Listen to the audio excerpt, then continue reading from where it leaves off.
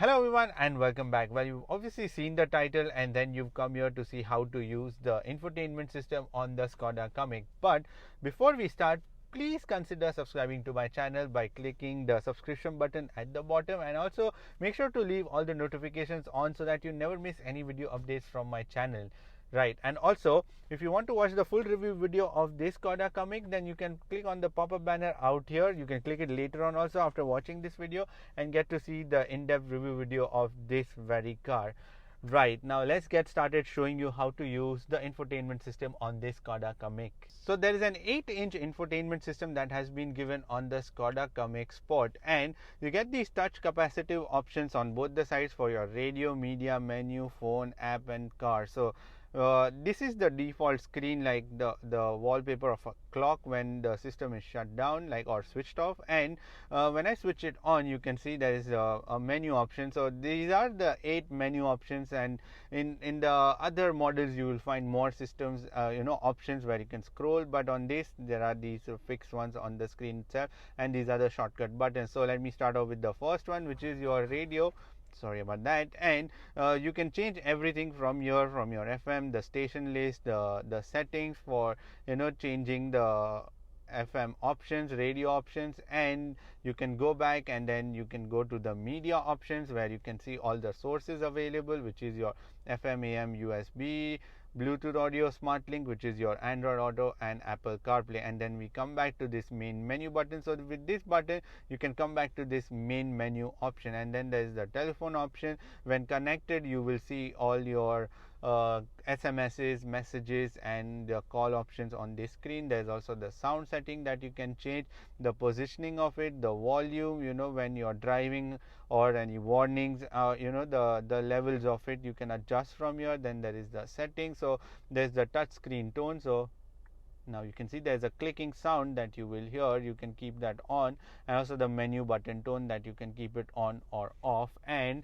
when I go back to the main menu again, there is the air conditioning control, and that air conditioning control, in that you can control everything from your temperature to synchronizing it, because it's a dual zone air conditioning control. And then you can leave it on auto, manual, or anything, and then you can switch off the AC on and off. And the fan speed can be only controlled from here, not from the bottom screen. So you can also go to that menu. Let me show you. So when I go to this menu option, you can see it takes me on the on-screen menu options from where you can change the fan speed. And there is the media option. Again, you can change the media option. You can go from here also, or from the screen. And then there is the smart link system, which is your Android Auto, Apple CarPlay, and the mirror link. And there are more settings which can change out here and change the finer settings. And when I come to the main menu, you can see on your main menu all your trip details, the range, how much I have been doing in terms of my fuel consumption.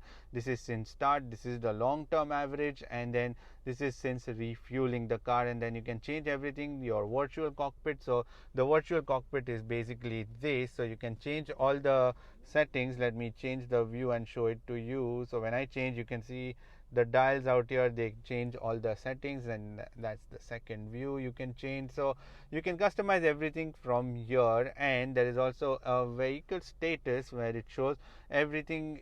If there are any warnings, it will show you on this screen. But for now, have a good journey, because everything is all right on this car. And then you can change the finer settings from your your tire pressure monitoring system, the parking and maneuvering, which is your automatic parking system that you get on this Skoda Kamiq. And there is the doors, opening and closing of it, the time and date, the instrument cluster.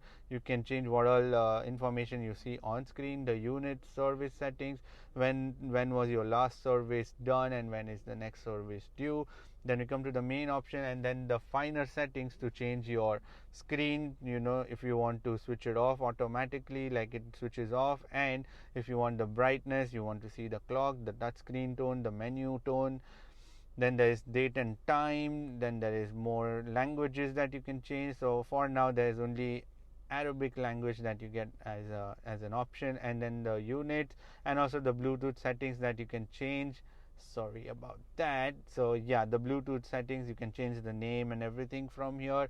And there are more options for your system information, the factory settings, the device. If you want to remove them safely, you can do it from here. There's copyright, anything, or the documentations about this car is put on this. Then there is the configuration wizard, and when I come to the main menu, so this is like your main screen, and then you can access all the options, as I said, from here also. So you can just click from your app, and then you can connect to the Android Auto and Apple CarPlay, and then you can go to the car settings from here. There's also a drop down menu in which you can add shortcuts, like if you want to have your air conditioning controls, you can do that.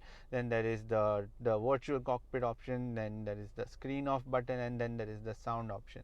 And then when you go on that, it will directly take you to the sound settings, or if you say want to go to the virtual cockpit option, you can change from here directly. And then there are these dials on both the sides with which you can control the sound, and also you can control the various scrolling options for the menu. So that is it for this video. I hope you understood how to use the infotainment system on this Skoda Kamiq, and if you still have more doubts, make sure to leave them in the comment section below, and I will make sure to answer all of them. And if you want to subscribe to my channel, then you can click here. If you want to watch more videos, then click here. Also make sure to leave a like to this video if it was helpful.